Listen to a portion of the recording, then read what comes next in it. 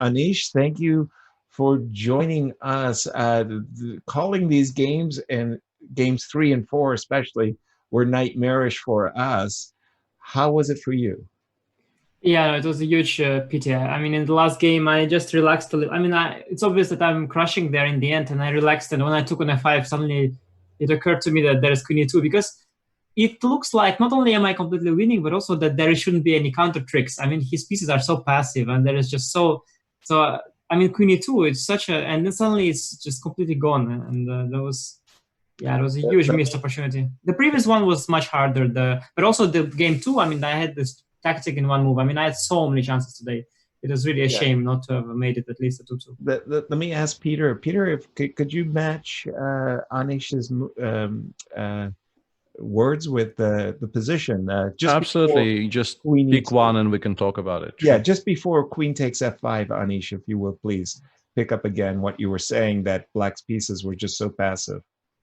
Yeah, no, I mean, I just sort of, I thought he wants maybe queen b. Well, I mean, I am just winning, but let's say if I don't have queen f5, it's not so trivial. I have to go knight f6, I guess. He goes, I guess, queen b3. I don't know. I go. Queen d3, I mean, I think is no, I mean, I am. fine, yeah. Let's say I was just thinking that. Let's say it's like queen of. In my head, I was already completely winning, so like I didn't even think there was any. But yeah, also instead of queen f3, I can go to some other square, and yeah, I mean, it was so winning. Just I blundered queen e2 trick. I mean, I don't know, like I absolutely didn't see it, and the moment I saw it, and then it's just immediately over. So it was a huge pity. I mean, I can play also queen c1 takes h4. Yeah, but this is also very strong. I briefly checked what the machine was saying. Just takes and But knight f6. actually, queen f3. Actually, queen f3 and knight f6 is probably the most natural, no? And just yeah, I think yes. so. Just crush. Yeah. It was a huge. I mean, also like the position is so under control. It's such a shame. I mean, I don't know. It's really today so many missed opportunities. I guess I don't know what to blame. That you missed the opportunity in game 2. And our chat board lit up. They were shouting. But you know what is the most outrageous thing is that instead of castle, I actually briefly thought about queen h6 after knight b6 because I mean knight f6 is the move I know. Knight b6 I don't remember. So I thought I briefly thought about queen h6, which is awful here, but I thought about it here. Right. And after castle bishop e6, I was so surprised with this move because my first thought was that if I take on e6, he takes back on e6, I go queen e2, I have a gigantic positional advantage. And I forgot that he can go into the endgame pawn down. I misjudged his activity there.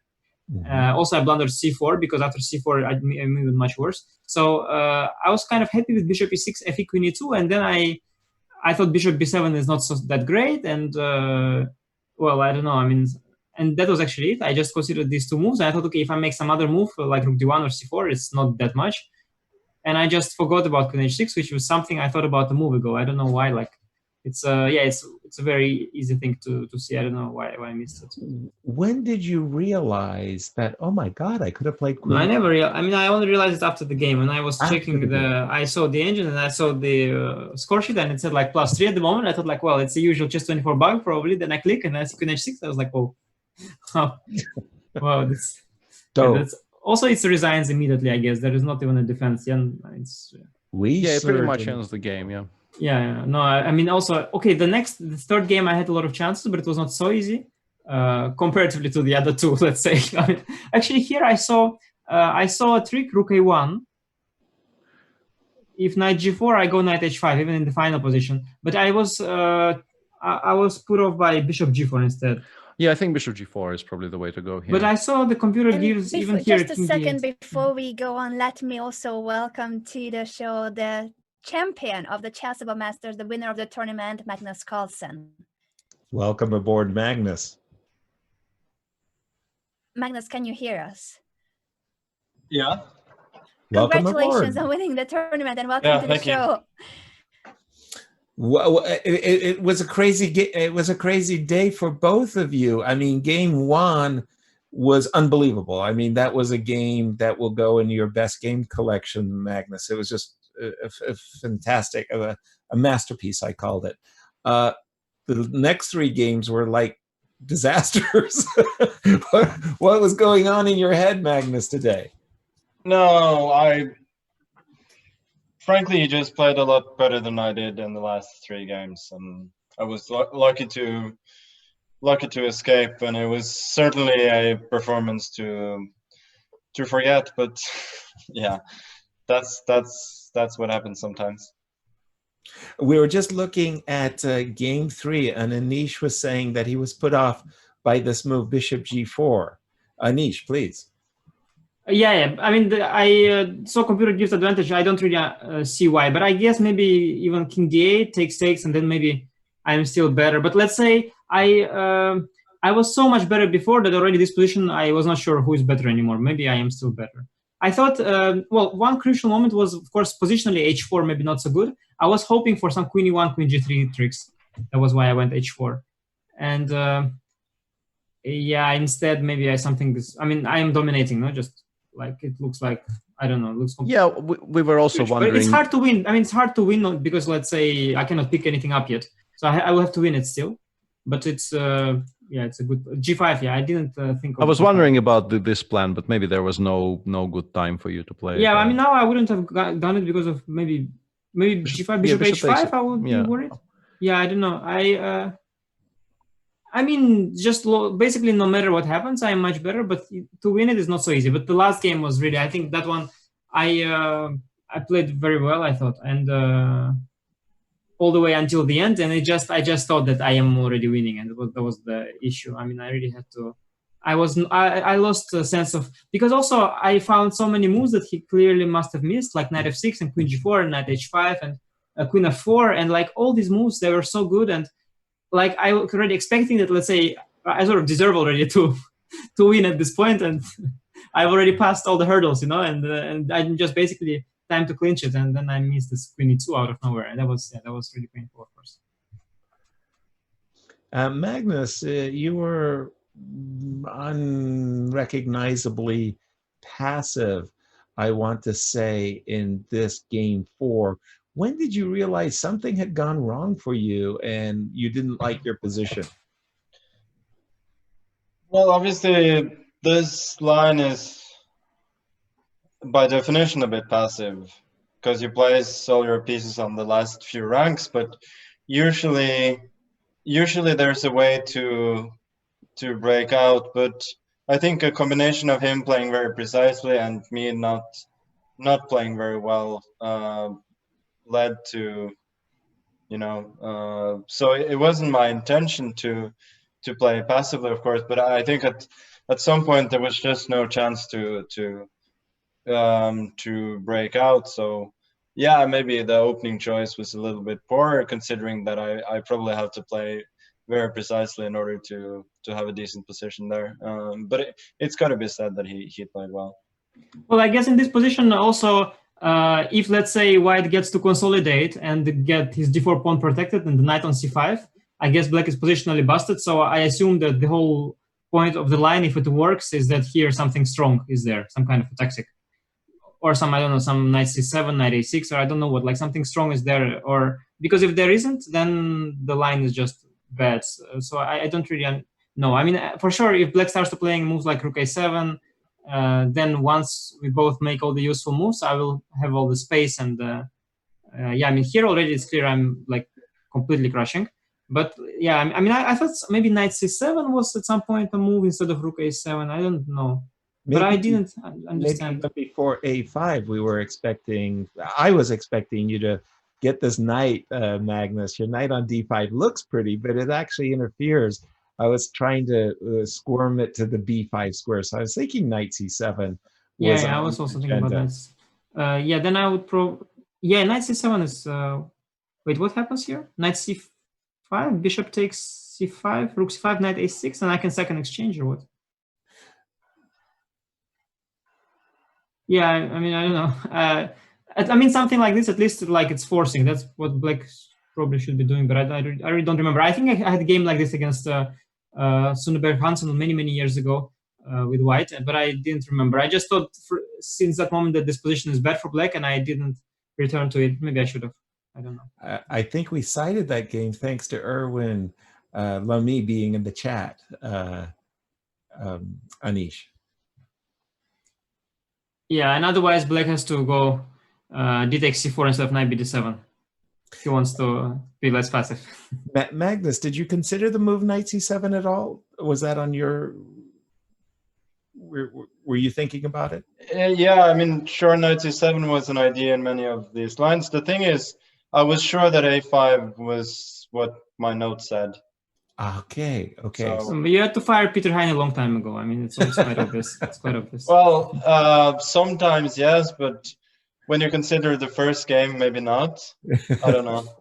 Yeah, it's true. Actually, the first game was quite sloppy on my part. I had it also in my notes that were not made by Peter Heine, but by some other people. But I have a suspicion maybe I wanted to go knight d7. But to be fair, I looked at it a while ago and I forgot to revisit it when I prepared for Jan. I forgot about this idea. It was one of my ideas I had with white, but it was too long ago, and the old engines were going for these positions with the knight against the bishop, and they were somehow the old engines were sort of claiming it's okay, despite that I felt it's not. Maybe knight d7 here is what I wanted, because at least after bishop a4, a6, I would have c4 square for the rook. But it was with, to be honest, it was with the old stuff that I checked, and recently I forgot about it. And yeah, it was a bit unfortunate I walked into it, because also black has different setups instead of rook e8, and I could have chosen something else. It was quite a pity. But otherwise, it was it was very nicely played by Magnus, because then of course I cannot free myself, and it was important that he calculated the stuff with, because I was briefly excited in the game when I got this d4. I thought maybe it works, but yeah, as it happened, it doesn't. Yeah, because like here, positionally speaking, at least I am freeing myself, but somehow it doesn't work because of the back rank. All this knight f4, knight c5 things, they don't work. And I planned knight c5, but then even queen g3 intermediate was very strong, and I think I'm just lost. So there was definitely Why a is good, queen good g3 game. strong? You mean in the game? No, why can't you go queen e5 here? No, I mean how you played rook d4, knight b3, and then queen g3. Sure. Yeah, because if AB, I had something bishop c8, maybe I wanted to play. Knight d6, queen c5, that's what I was calculating, and I thought maybe I'm fighting, maybe not, I don't know. At least this I was hoping to play. But then after queen, then when I saw queen here g3... still queen d2 is very good. Okay, yeah. It's still back rank. Yeah. Wait, there's rook... knight is on, yeah. But b4 is even easier, I think. Yeah. No, I mean, to be fair, my position does feel like it shouldn't work. But I was just hopeful that it will. But yeah, no, this was for sure a very good game, and I was even more surprised that I got so many chances after that, and that was really a pity. I mean, at least one I should have used, and then it would have been a much longer match, and it would have been more fun. Unfortunately, I didn't. Magnus, I don't want you to reveal too much, but if I could just ask you, how deep was your preparation for this game? Game one? Yes. I don't know. I can't remember. I mean, but up to h4, right? Because we felt you were playing very quickly. Yeah, definitely h4. But then, yeah, rook cd8 probably isn't a great move, but I don't know. Okay. But yeah, in general, of course, such a position when you play black without knowing what to do with such little time, I would say it's practically impossible to play. Exactly. Yeah, I mean, but I had to, like, let's say even here, if Magnus would be out of book, it would be okay for him because he can play it. It's also, the position is also fits his style. There's, I mean, well, it fits almost anybody's style, but in particular, such a good positional player like Magnus. But for black, you have to kind of know what you are doing here and what is your setup. And I've had some vague old recollections, but that didn't help at all. I think, yeah, just maybe 94 already was something I didn't do. I mean, I remember this motif with rook e5, f3, that it doesn't work. But otherwise, yeah, I don't recall how to set up my pieces, and white has just a very nice play. So it was kind of, it didn't even matter. I was, even, let's say, if I would take him out of book here, still he would just play very well because it's quite obvious how to proceed here. Exactly. Very nice position for sure. Gentlemen, I mean, first of all, it was very, very entertaining. Even the thrills and spills of today. I mean, Anish, I know you're going to be kicking yourself and you're probably anxious to do that. But before you do, your overall view of your tournaments and the match, including today. So Anish, let's start with you first. How did you like the tournament and your overall view, if you will, please?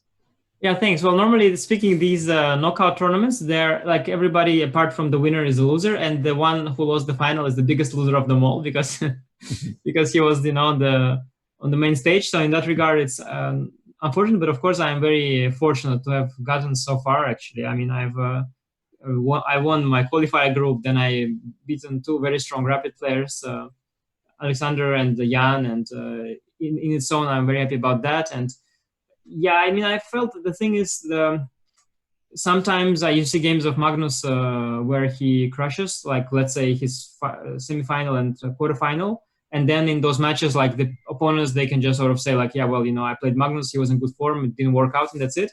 But in my case, actually, I got really lucky that I had so many chances, and yesterday I used half of them. Today I didn't use any, but like the fact that I got so many chances, it's yeah, I deserved more for sure. But still, I mean, I shouldn't also dwell on it too much, I guess. And once I will forget all the missed opportunities of today, I'll probably be quite happy with the performance because yeah, I mean, actually, it's been a long tournament, and like maybe not today, but many other days I did much better, and some confidence to take from here as well. Of course, once you look at everything objectively as well. Thank you, Anish. And Magnus, same question for you, sir.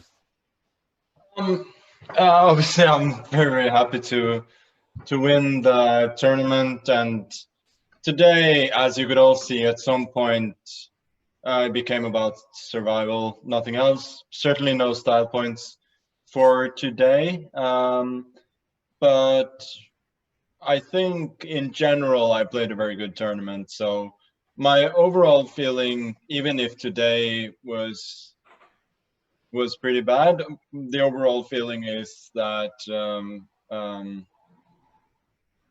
that it was an excellent tournament.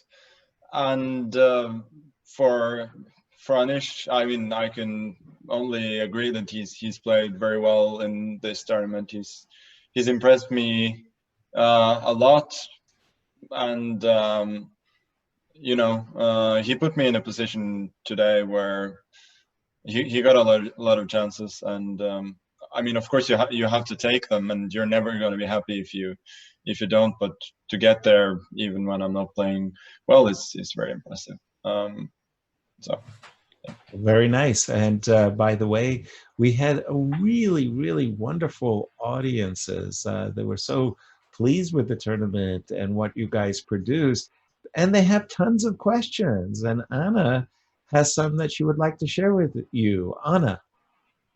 Thank you. Yes, sir. Indeed, the audience has been really excited about the finals, and they have so many questions, but I'll need to limit it to a few since the players, of course, also will need to have dinner at some point, and they have been giving us a spectacle over the chessboard. So I'm going to ask only a few questions, but mainly highlight the Twitch, YouTube chat, Chess24 chat, congratulating both Magnus and Anish for this thriller, spectacular games. And yes, ups and downs and blunders, but it made it really exciting for the viewers, and they appreciate also the over the board and outside the board battle that has been between the two of you. Hashtag bromance by John Bartholomew in the chat.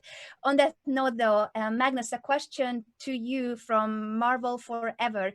Magnus, do you consider now Anish your main rival? No. Anish is smiling, all I can see. Magnus was asked, is he my friend or what, a rival or something like this? And he refused to admit both. And I'm gonna play. I'm gonna do my best and keep playing well to force an answer, to force him to pick one of the two.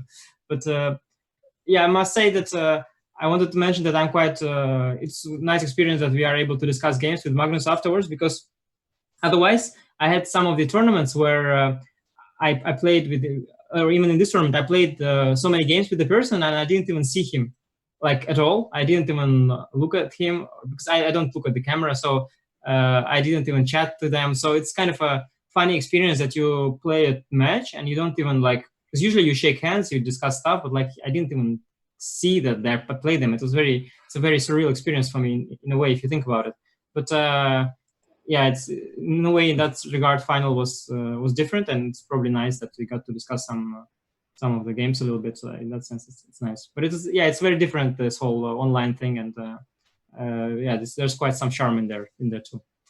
Well, just on that note, Anish, I mean, the very fact that you both came on, not just today, but also yesterday, and sure, just as you described it, the kind of a post-mortem, it was really nice for our viewers. To be fair, if maybe if I would have won, it wouldn't have been the case, but I don't know.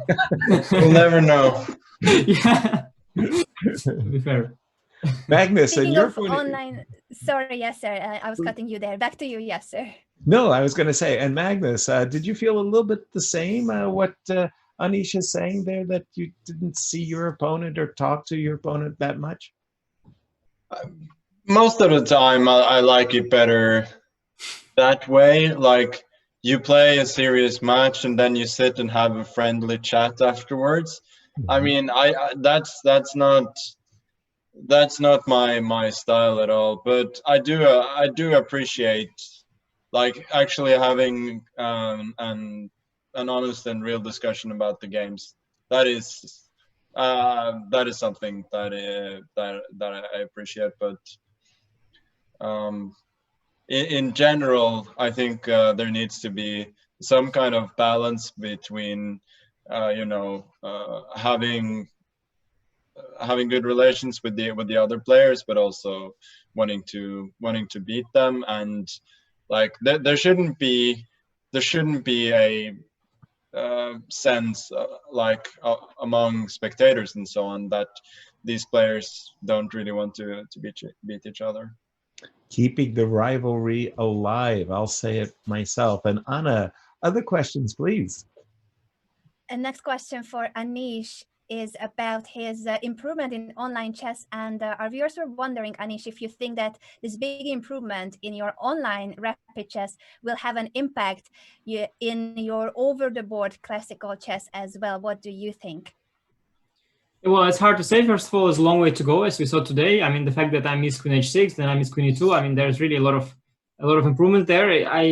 When I started to and also the rook endgame yesterday, I mean, my goal that I've set out to myself is that I'm going to always convert, a position like yesterday, regardless how little time I have, and that I'm always going to spoil a tactic like queen h6. So I'm still far from there, but obviously results are very good recently, so I must have improved a little bit.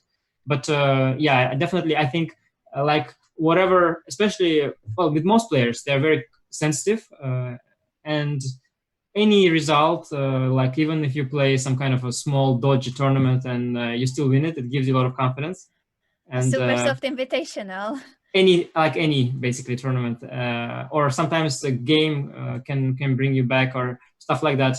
Sometimes even just a small thing like a game that nobody would notice, but you were happy with some moves, and still. So in that sense, yes, I hope that I will keep playing well, and I hope that my peak of my form will be synchronized with comeback of the candidates tournament, and then who knows, maybe we might get to play another match with Magnus with a lot more at stake, and maybe he'll be even more nervous. Let's see. We definitely are looking forward to another match, and perhaps for the highest of titles indeed. The final question to both of you is, what's next after this event? Will you take a break, and what will be your next chess event? Magnus, if you could answer first.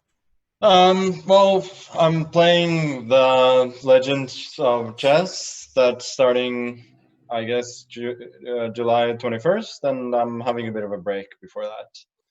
So nothing particularly new. And Anish, what about you? Yeah, as far as I understood, that I'm also qualified to this Legends. Yes, although yes. to be fair, I would always expect an invitation to a tournament called Legends of Chess, like regardless. But now I also earned it. So actually, I was surprised I would be invited here. I was thinking like my spot is reserved for the Legends, but okay, I was happy to be invited to be playing both now. And otherwise, yeah, well, as you know, I've reached these 10,000 subscribers, so I keep tweeting about it. But at some point, I have to make some YouTube content, so that's on the agenda. But otherwise, yeah, preparing. I mean, I've honestly haven't like done nearly as much online as I wanted to do. I mean, I've practiced almost every day, but like I wanted to do much more, and I'm planning to work on it further. And I hope I'll only get stronger. And looking forward to the next tournament. Curious what it will be like. I mean, so far every event that from the Magnus Carlsen Chess Tour didn't disappoint. So I'm looking forward to the next one. We are definitely looking forward to your next encounter at the Legends of Chess event. That will be the next leg of the Magnus Carlsen Chess Tour. And also to see what the content can we expect from Anish's YouTube channel. And will it feature more encounters between the two of you in bullet matches perhaps, or tweet battles? Thank you so much for joining us. Congratulations again, Magnus, and Anish, all the best for you in your YouTube career as well as at the Legends of Chess, of course, the two of you. Thank you. Thank you.